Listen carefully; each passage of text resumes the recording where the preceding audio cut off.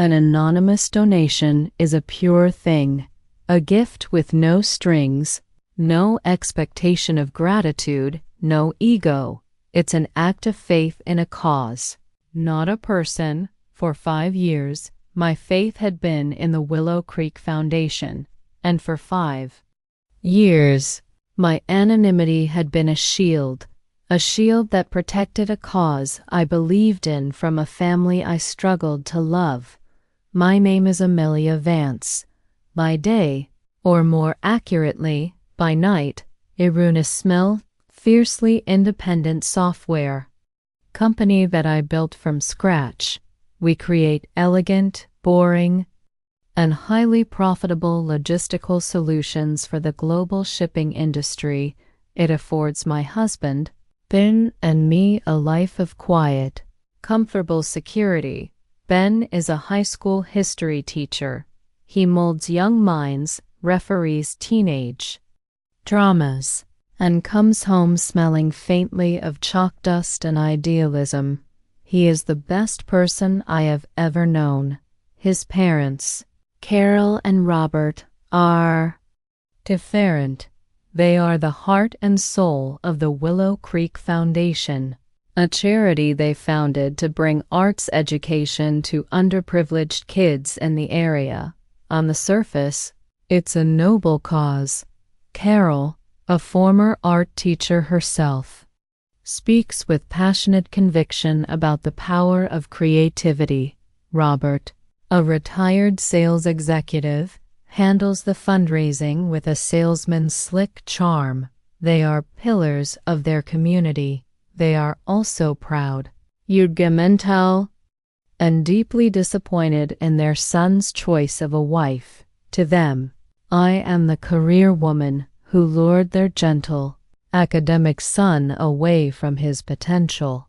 They had hoped he would become a university professor, marry a girl from his own world, someone who summered on the coast and understood the importance of belonging to the right country club. Instead, married me, the daughter of a mechanic, a scholarship kid who paid her way through college by coding on a second-hand laptop. They see Ben's modest teacher's salary and my lack of a society pedigree, and they see failure, a failure they constantly, painfully, compare to the glittering success of their daughter, Chloe, and her husband, Marcus, the investment banker. 5 years ago, I saw that the foundation for all of Carol's passion was struggling. It was on the verge of collapse, so I made a decision. I set up a trust, managed by my lawyer, to make a significant, anonymous donation every quarter, enough to cover their entire operating budget and then some. I did it for Ben, because he loved his parents and believed in their work, and I did it for the kids who deserve to have art in their lives. The anonymity was essential. If Carol and Robert ever knew the money came from me, their pride would never allow them to accept it, and worse, they would never let me forget it. So I watched from a distance as my money fueled their dream. I listened to them talk at awkward family dinners about the mysterious angel donor who had saved them. I watched them preen and accept the community's praise for their noble work, all while subtly criticizing my own. I held my tongue. I kept my secret. I was the silent, invisible engine keeping their entire world afloat, and they had no idea. They just knew I wasn't good enough for their son. The end came, as these things often do, over something small, a disagreement about where to spend Christmas. We had decided, Ben and I, to spend it at home, just the two of us. After years of shuttling between their house and my own families, we wanted a quiet holiday. We wanted to start our own traditions. I should have known it would be seen as a declaration of war. Carol called on a Sunday afternoon. I could hear the brittle anger in her voice from across the room where Ben was on the phone. I only heard his side of the conversation. "Mom, it's not a rejection. No, of course we love you. Amelia's family is important, too. Mom, please don't." He hung up the phone, his face pale. "She's upset," he said, an understatement of colossal proportions. An hour later, Robert called. The velvet glove was off. He was all salesman's bluster and wounded pride. He accused Ben of letting me isolate him from his family. He said I was disrespectful, that I didn't understand the importance of tradition. He brought up Chloe and Marcus, who were, of course, spending the entire holiday week with them. "Your father says we need to have a serious talk about priorities," Ben said after that call. Runimnehen drove his hire. The talk happened the next day. It was a conference call, a formal, scheduled execution. Carol did most of the talking. Her voice was cold, stripped of all its usual performative warmth. "Benjamin, your father and I have done a lot of thinking. Begin. We feel that you have consistently chosen to prioritize Amelia's wishes over the needs of your own family. There has been a pattern of disrespect for years, and this latest decision, it's the final straw." "Mom, that's not fair," Ben started. But she cut him off. "We are done, Benjamin," she said, the words as sharp and final as a guillotine's blade.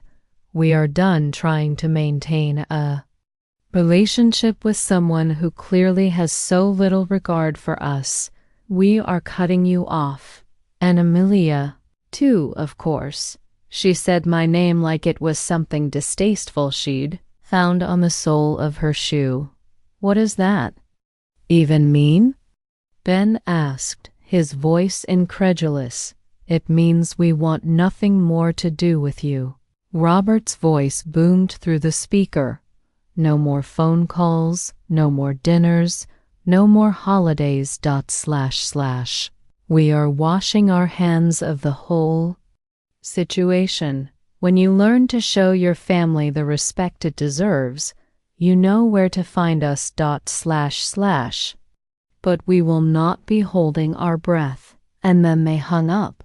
The silence in our living room was absolute. Ben stared at the phone in his hand as if it were a venomous snake. I felt a strange, cold calm settle over me. It was the same feeling I got when a crucial piece of code failed. The panic would come later. For now, there was only the stark, clean reality of the problem. Cut us off. They had cut us off. I looked at Ben, at his wounded, disbelieving face, and a single, crystalline thought rose through the turmoil in my mind. The next quarterly donation for the Willow Creek Foundation is scheduled to be transferred in 3 weeks. They had cut us off. They had no idea they had just, in effect, cut their own throats. The power to ruin them, to utterly and completely dismantle the world they had built, was sitting quietly in a trust account, waiting for my command. And in that first, raw moment of shock and anger, I had every intention of using it. Pull it. Aside technicate. Pull it all. We were in the kitchen. I was pacing back and forth on the cool tile. A tiger in a cage of my own making. The initial shock had worn off, replaced by a white-hot Regios and Gare. "Amelia, stop," Ben said. He was sitting at the table, his head in his hands. He looked exhausted. / defeated. "Let's not make any rash decisions." "Rash?" I stopped pacing and stared at him. "Ben, your parents just formally disowned us. They washed their hands of you, of us. They did it because we wanted to have a quiet Christmas at home. How is pulling my financial support from their vanity project a rash decision? It seems like a perfectly logical consequence. They don't want us in their lives. Fine. Then they don't get my money in their bank account. My voice was sharp, colder than I intended. I saw him flinch. It's not a vanity project, he said quietly. My mother cares about those kids. The work they do is important. The work I pay for. I countered, my voice rising. The work that is about to come to a screeching halt because of their arrogance and pride. Do you think they'd be so quick to wash their hands of us if they knew where the money came from? God. The irony is suffocating. They're standing on a platform I built for them, just so they can get a better angle to look down on me. I know, he sighed. He looked up at me, his eyes full of a pain that mirrored my own. I know you're right, and I know they're wrong, but they're still my parents. They're angry, they're hurt, they're being ridiculous, but maybe this will blow over. If you pull the funding now, in anger, it's a bell you can't unring. It's burning the bridge. Selting to Aert, there's no coming back from that. I wanted to burn the bridge. I wanted to salt the earth. I wanted to watch the entire self-righteous edifice of their lives crumble to dust. The desire was so strong it felt like a physical hunger. But I looked at Ben, at his decent, kind face. This was his family, his mother and father. As much as they had hurt him, he still loved them. He was still hoping for a reconciliation that I knew, in my gut, would never come on their terms. Waging this war would mean making him a casualty. I took a deep breath, forcing the anger down. I walked over to the table and sat down opposite him. I took his hands in mine. Okay, I said, my voice softening. Okay, you're right, no rash decisions. He let out a long, shaky breath of relief. Thank you. I won't do anything yet. I clarified. The next donation is in 3 weeks. I will tell my lawyer to hold the transfer. Pending my final confirmation, we'll give them a grace period, a cooling off period. We'll see if they come around. I didn't believe they would, but I would do it for him. I would give him this. But Ben, aside, my grip on his hands tightening. If they double down on this, then the grace period is over, and the consequences will be the consequences. Are we agreed? He looked at me, his eyes searching mine. He saw the resolve, their dot slash the hard, unyielding line I had drawn in the sand. He nodded slowly. Agreed. And so we began to wait. We were living in a cold war of our own making, waiting to see who would flinch first. But I knew, with a certainty that chilled me to the bone, that it wouldn't be them. They were too proud, too stubborn, and too blissfully, dangerously ignorant. The silence from their end was absolute. No calls, no emails, not even a passive-aggressive text message. It was as if we had ceased to exist. For Curl and Robert, we had been surgically excised from the family portrait. Life, for Ben and me, went on. He taught his classes. I managed my company. We ate dinner. We watched movies. We talked about everything except the gaping, parent-shaped hole in our lives. But it was always there, a low, humming frequency of hurt beneath the surface of our days. My only window into their world was social media. Carol was an avid Facebook user. Her page was a carefully curated gallery of her perfect life. Photos of her and Robert at charity galas, smiling benevolently, glowing posts about the wonderful work the Willow Creek Foundation was doing, and, of course, endless pictures of Chloe and Marcus and their two perfect children, so blessed to have such a wonderful, supportive family. She captioned one photo of them at a pumpkin patch. Every post was a small serpieb. She was performing her happy, complete life for the world, deliberately writing us out of the narrative. But the irony was a bitter pill I swallowed. Every time I looked, the gala she was posting about, my money had paid for the catering, the new art supplies she was celebrating. My money had bought them. I was the ghost in her machine. The anonymous benefactor she praised online was the same woman she was shunning in real life, and the hypocrisy was beginning to feel like a physical weight. You should stop. Looking at her page, Ben said one evening, finding me staring at my phone, my jaw tight. It's just hurting you. I can't help it. Admitted. It's like watching a train wreck in slow motion, a train wreck that I'm paying for. The 3-week mark arrived.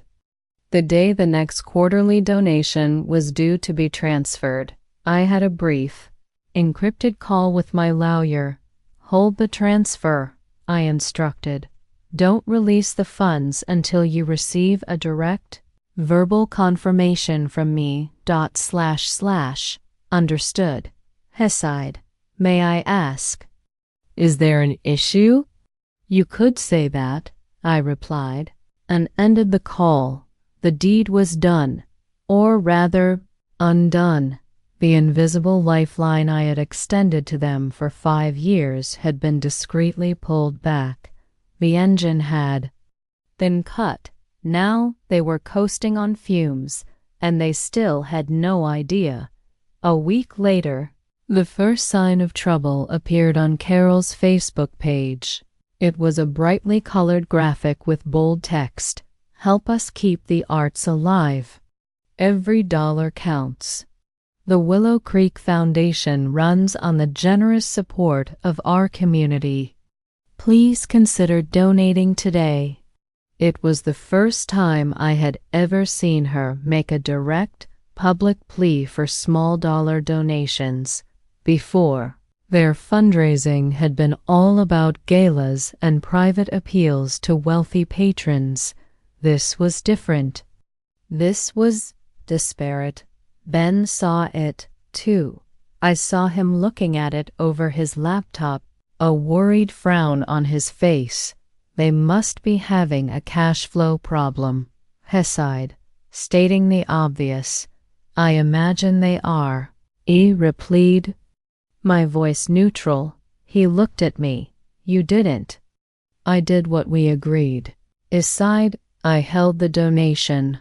I haven't canceled it, but the grace period is getting awfully thin. Then, he just nodded, a look of profound sadness in his eyes. He was caught in the middle of a war he had never wanted to fight. Between a wife he loved and parents he was losing, I felt a pang of guilt, but then I looked back at my phone, at Carol's smiling, oblivious face, and the guilt was washed away by a cold, hard wave of resolve. This was a mess of their own making, and the reckoning was just beginning. The public pleas on social media grew more frequent, more frantic. The cheerful, confident tone of the Foundation's posts was replaced by a note of thinly veiled panic. We're halfway to our goal. One post read, a desperate attempt to create a sense of momentum that I knew wasn't there. Then came the inevitable, the moment of sublime, agonizing irony I had been dreading and, if I'm honest, morbidly anticipating. Ben's phone rang on a Saturday morning. The caller ID read, Dad. Ben stared at it for a long moment before answering, his expression a mixture of hope and trepidation. Maybe this was it, the apology / the reconciliation. Hello? Aside, I watched his face as he listened / the flicker of hope died, replaced by a look of stunned disbelief. Oh, Haside, ise, no. I understand. How much, right? Let me talk to Amelia. I'll call you back. He hung up the phone and looked at me, his eyes wide. You are not going to believe this. Try me, I said, my heart beginning to pound / That was my dad, he said, his voice a hollow whisper. He didn't mention Christmas. He didn't mention cutting us off. He acted like nothing had happened. He was charming, asked how my students were, asked about my car, and I prompted, knowing the other shoe was about to drop, and then he asked for a loan. Ben said, the words coming out in a rush of incredulous air. Not for him, for the foundation. He said they've had an unexpected, temporary shortfall and that a couple of their major donors have been slow to send their pledges. He said they just need a little bridge loan to get them through to the end of the year. $20,000. $20,000. The amount was so specific, so perfectly calibrated to be a sum they thought a high school teacher and his wife could maybe scrape together. It was an insult wrapped in a plea. They had cut us off from their lives, but they were perfectly willing to let us back in to tap our finances, he said, and I quote, I know you and Amelia don't have a lot, but every little bit helps the cause, Ben finished, his voice laced with a bitterness I had never heard from him before. I just stared at him, speechless. The audacity, the sheer, breathtaking, colossal nerve of it, to disown us and then, in the next breath, ask us for money, all while condescending to us about our own financial situation. A slow, cold smile spread across my face. It was not a pleasant smile. What do you want to do? I asked, my voice dangerously quiet. Ben looked at me, the last shred of hope he'd had for his parents. Redemption seemed to wither and die in his eyes. He saw the situation now with the same stark, brutal clarity that I did. Tell them no, he sighed, his voice hard. Just tell them we can't. Make up an excuse, a car repair, a medical bill. I don't care. Just say no. Me, I can do better than that. He sighed. I picked up my phone. I'll call him back myself. / Ben's eyes widened. Amelia, what are you going to say? Don't worry, I said, dialing Robert's number. I'll be polite.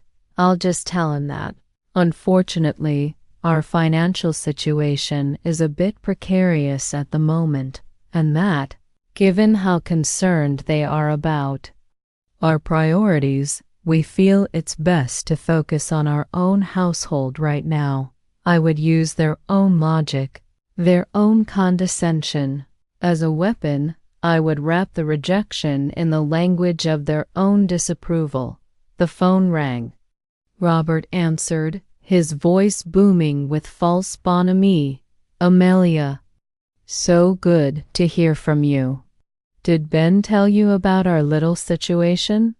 He did, Robert, I said, my voice as smooth as silk, and we'd love to help. We truly would, but unfortunately, the timing just isn't right. For us, I delivered the lines, the polite, plausible refusal, but the subtext was a declaration of war, and I knew Es heard sputtering, confused silence on the other end of the line. That he had received the message loud and clear. The bank of Ben and Amelia was closed permanently. The phone call with Robert was a turning point. The unspoken truce was over. We had refused them, and in their world, refusal was an act of aggression. The fallout was immediate. Chloe, Ben's sister, sent him a barrage of furious text messages. I can't believe you said no. To Dad, Mom is in tears. The foundation is their life. How could you be so selfish? Ben showed them to me, his face a grim mask. She has no idea what they did. Aside, they've painted us as the villains, of course. The final, decisive battle was looming. I knew it was, and it would be fought on the field of their own choosing. The Foundation's annual fundraising gala, the Starry Night Gala, was the crown jewel of their social calendar. It was a night of tuxedos, long gowns, Bedouin Anne, and self-congratulation. It was also, I knew from the Foundation's financials, the event that generated nearly half of their yearly operating funds. The save-the-date card arrived in the mail, a relic of a time when we were still on the invitation list. It had likely been sent before the great Christmas disowning. I pinned it to the corkboard in our kitchen, a silent reminder of the impending collision. About a month before the event, a new post appeared on the Foundation's Facebook page. It was an announcement, full of breathless excitement. We are thrilled to announce our biggest fundraising challenge yet. At this year's Starry Night Gala, a generous anonymous benefactor has once again pledged to match every single dollar we raise, up to $100,000. Your donation will have double the impact. Help us reach our goal and continue bringing the gift of art to children in our community. I read the post, and my blood ran cold. They were bluffing. The anonymous benefactor, the matching grant. That was me. It had always been me. It was an arrangement I had set up with my lawyer years ago to incentivize other donors. They hadn't secured the pledge ... They couldn't have. My lawyer would never have spoken to them. They were announcing a promise they had no confirmation of. They were betting the entire future of their foundation on the assumption that their mysterious angel, wherever I was, would simply show up as I always had. They were writing a check on an account they didn't know was frozen. This was it, the point of no return. If I did nothing, they would be publicly humiliated. The gala would be a financial catastrophe. They would stand up in front of their friends, their peers, their entire community, and announce a matching grant that didn't exist. They would fail. Spectacularly and publicly, the thought gave me a grim, dark satisfaction. It was exactly what they deserved. Ben read the post over my shoulder.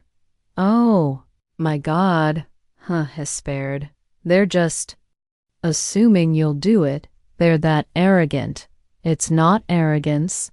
Aside, it's blind faith. They believe in their angel. They just don't know she's the devil they cast out. We looked at each other. We both knew what this meant. There was no more waiting, no more grace periods. Their own pride had forced my hand. What are you going to do? Ben asked, his voice barely audible. I thought for a long moment. The vengeful part of me, the part that had been so deeply wounded, wanted to do nothing, to just sit back and watch them burn. But another part of me, the part that loved my husband, the part that had genuinely wanted to help those kids, knew that I couldn't let it happen in the shadows. I couldn't let them fail without knowing why. The reckoning had to be face to face. I went to my laptop and navigated to the Willow Creek Foundation's website. I clicked on the Starry Night Gala tab. I'm buying 2 tickets. Aside, Ben looked at me, his eyes wide with alarm. Amelia, you can't be serious. We're not invited. We're disowned. They're selling tickets to the public. Aside entering my credit card information, and I am a member of the public. We're going to that gala. Then, we're going to sit at a table.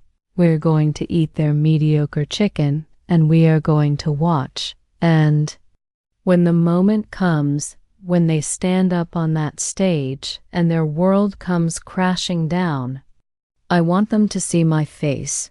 I want them to know who did it. The confirmation email popped into my inbox.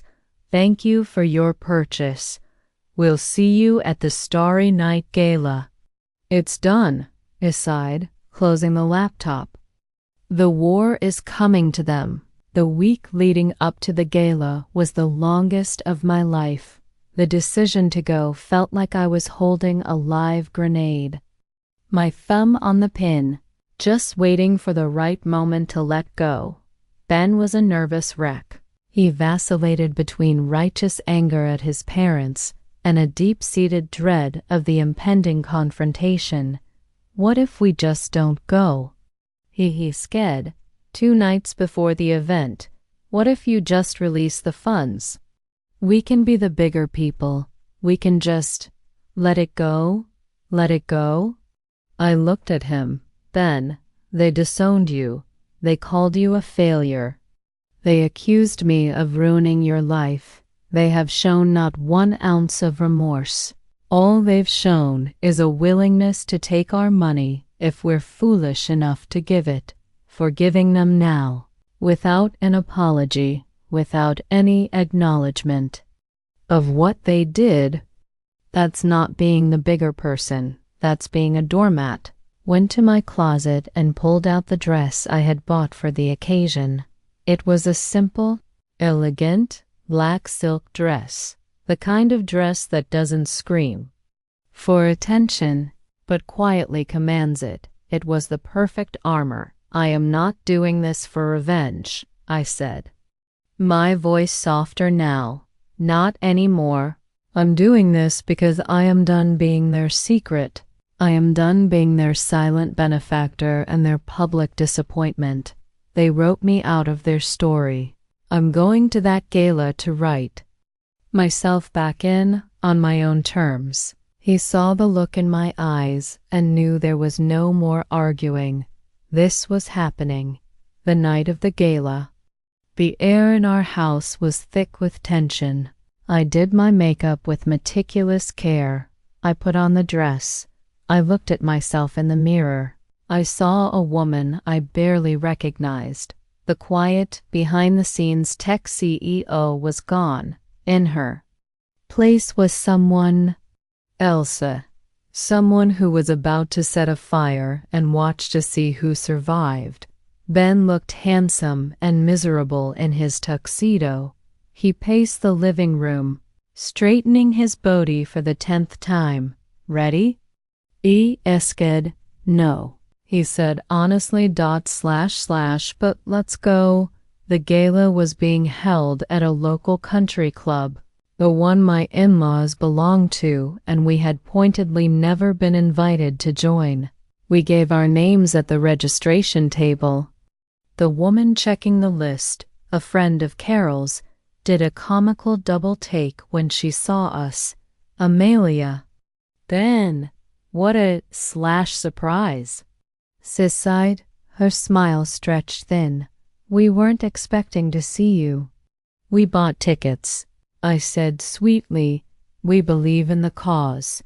We walked into the ballroom.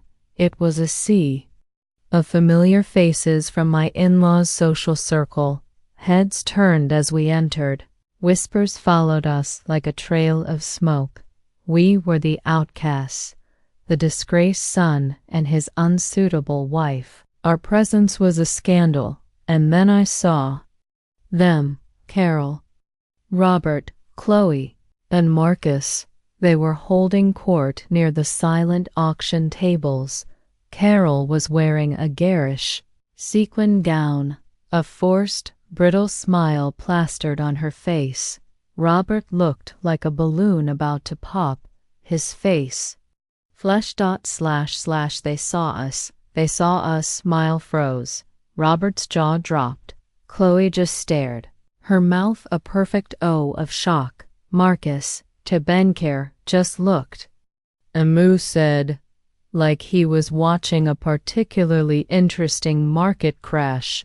They recovered quickly, turning their backs to us, a silent, public shunning. We found our assigned table in the back of the room, filled with other guests who had just bought single tickets. The message was clear. You are here, but you are not with us. Fine by me. I preferred the view from here. The evening crawled by. We picked at the dry chicken. We listened to the cheesy jazz trio. We watched as Carol and Robert worked the room, their smiles never quite reaching their eyes. They were performing the role of successful, benevolent hosts, but I could see the panic underneath, the desperation. They were counting on their angel, and the angel was sitting in the back of the room, sharpening her horns. Finally, the moment came. Robert took the stage to begin the main presentation. He talked about the foundation, the children, the power of art. Then he introduced his wife. Carol walked to the podium, a vision in desperate sequence. She began her speech, her voice thick with emotion.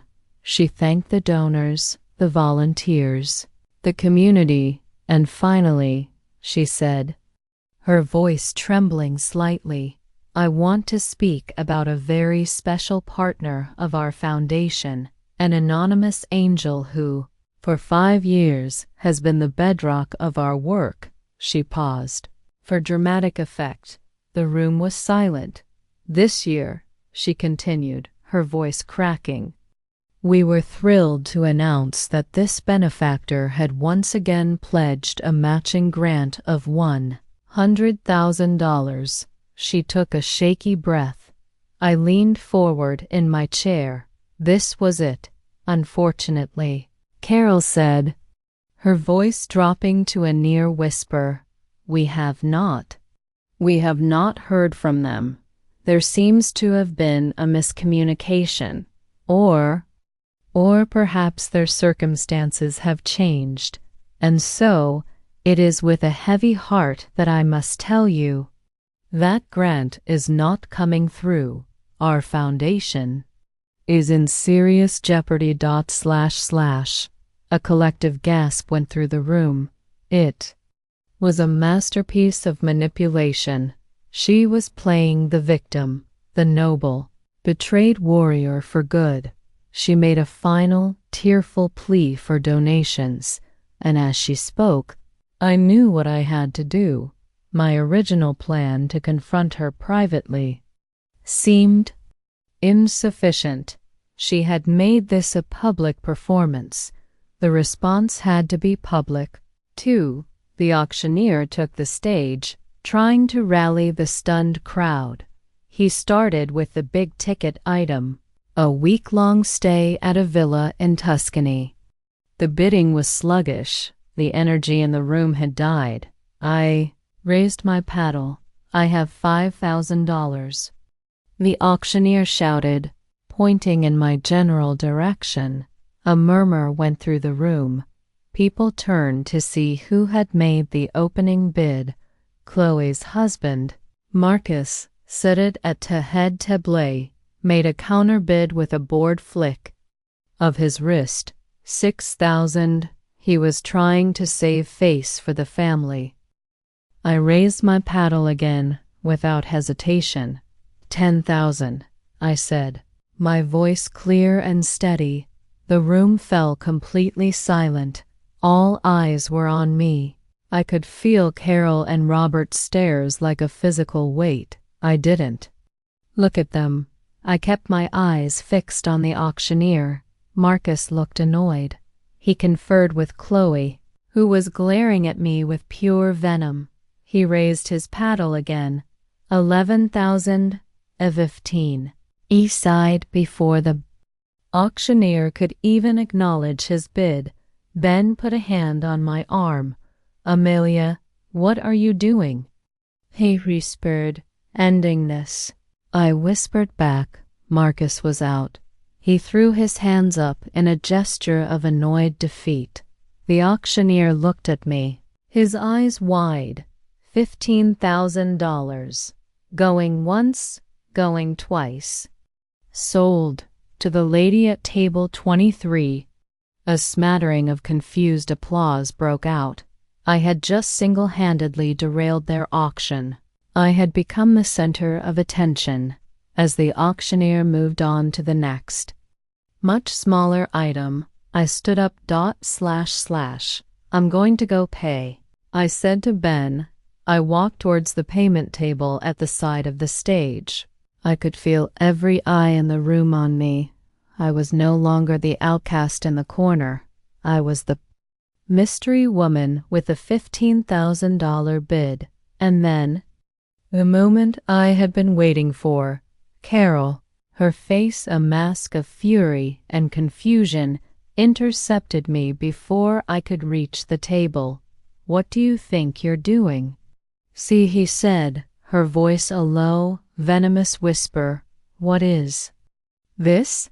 Some kind of joke? You're trying to humiliate us? Humiliate you? He sighed, my voice dangerously calm.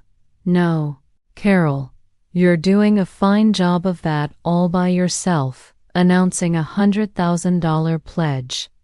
You never actually secured. That's a bold move. Her face went pale. How would you know about that? I gave her a small, said smell, because I'm the one who didn't pledge it. The color drained completely from her face. She stared at me, her mouth opening and closing, but no sound coming out. That's right. Carol, aside, my voice dropping so only she could hear.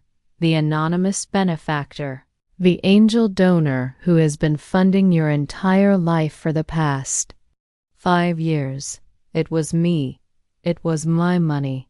The money you were so sure I didn't have. She staggered back, her hand flying to her chest. She looked like I had physically struck her.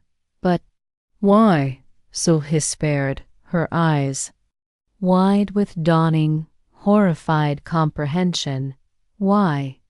I let out a short, humorless laugh. You want to know why? Because you cut me off, remember? You cut us off. You washed your hands of us. I decided it was only fair to respect your wishes. You wanted me out of your life.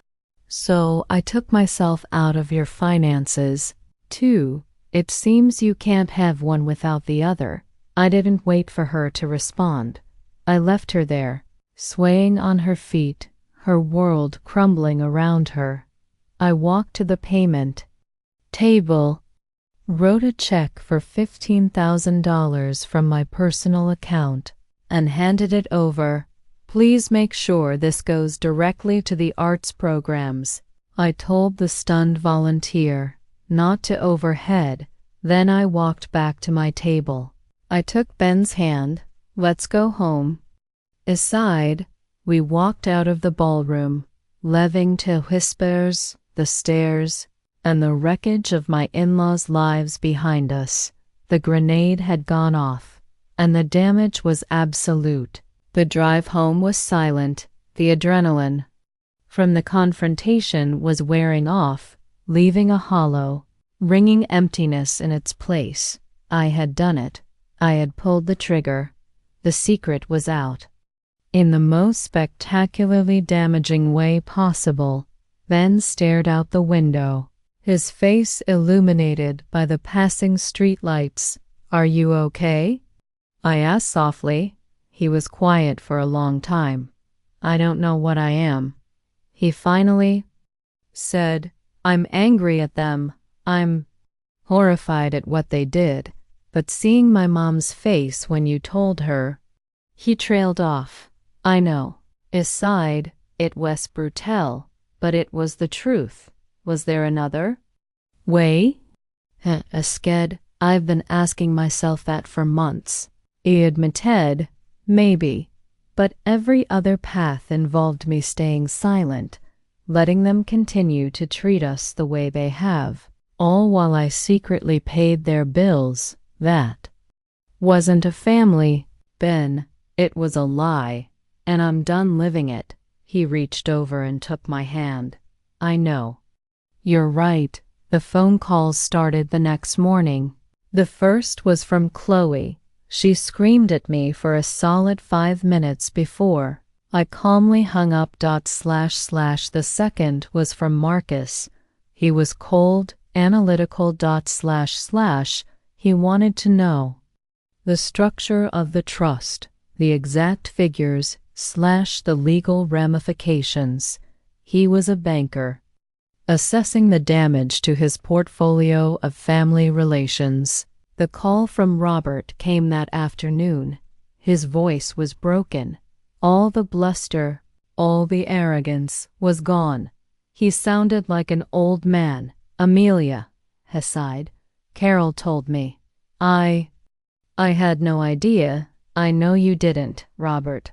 Aside, we've made a terrible mistake, he whispered. Yes.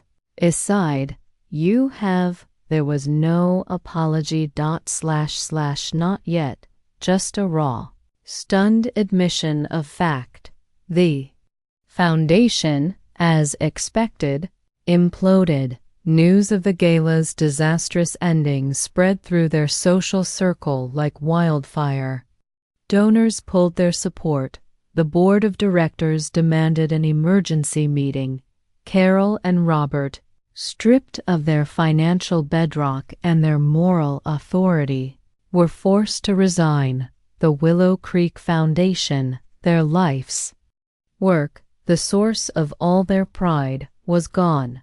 A week later, Ben and I sat in our living room, trying to decide what to do next. The power was entirely in our hands. I could let the foundation wither and die, a casualty of their hubris, or I could save it. What do you want to do? I asked Ben. This decision had to be his too. He thought for a long time. I hate what they did, he sighed. But my mom, before all of this, before the pride and the society stuff, she really did care about those kids. It was the one pure thing she had. He was right. The mission was still valid, even if the messengers had been flawed. Okay. Aside, a plan forming in my mind. Here's what we do. I spent the next month working with my lawyer. We dissolved the old anonymous trust. We created a new, transparent one, the Vance Family Fund. We approached the remnants of the Willow Creek Foundation's board with a proposal. We would provide a massive injection of capital, enough to rescue and relaunch the organization, bigger and better than before. But there were conditions, strict ones.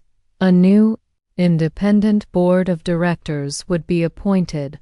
A professional, non-profit manager would be hired to run the day-to-day operations, and Carol and Robert would have no official role. No title, no authority. They could volunteer. If they wished, they could read to the children. They could help hang art. But they would never again be in charge. I was saving the mission, but I was dismantling their monument to themselves. The board agreed immediately. The final step was a meeting. At our house, Carol and Robert and Chloe and Marcus on one side of our living room, Ben and I on the other. I laid out the plan, the rescue, the conditions. When I was finished, Carol was crying silently. Robert just stared at his hands. Chloe looked furious, but said nothing. So you're taking it away from them? She finally spat. No, I said, my voice calm and firm. I'm saving it. I'm making it what it was always supposed to be, a charity, not a social club. Your parents are welcome to be a part of it, but their names will not be on the letterhead. The new building will not be named after them. This is not about their legacy anymore. It's about the kids. It was a bitter pill for them to swallow, but they had no choice. They agreed.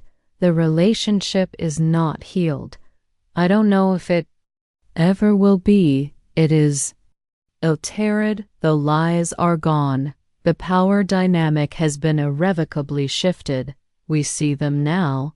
Sometimes for holidays. The conversations are stilted, awkward, but they are, for the first time, honest. They look at me now and they don't see the girl who wasn't good enough.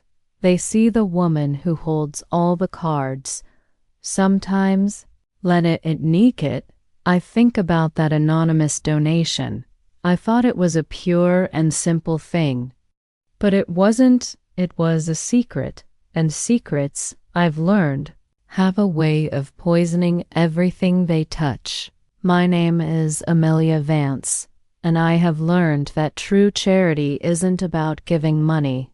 It's about telling the truth, no matter how much it costs.